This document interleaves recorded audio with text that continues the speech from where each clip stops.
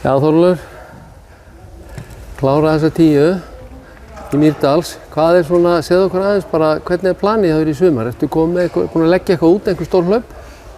Já, raun og veru, en sko að því að mér gekk vel í Valencia marathónu fyrra, þá skráði ég mig strax á þessu ári sem sagt, 1. des. Og það eiginlega miðar allt þetta ár bara að því hlaupi. Þannig að ég hef reyndar búin að skrá mér Laugaveginn og ætla að fara 21 hér og 22 í Hvítasunni, en ég er að æfa hjá honum Hlyn Andréssyni.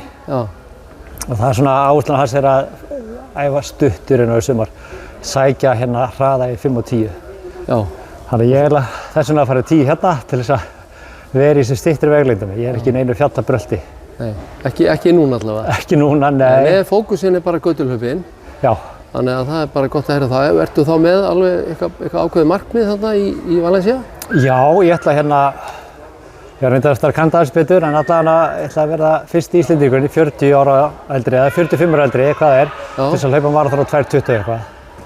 Ok, það er svolítið bratt markmið. Já, maður verður að setja sér gott markmið og vinna því. Já, þú tekur það.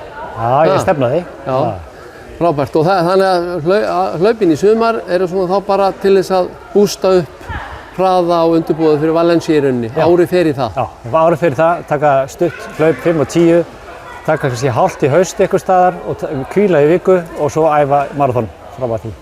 Ok, frábært. Takk fyrir þetta og gangi þér vel. Takk fyrir það.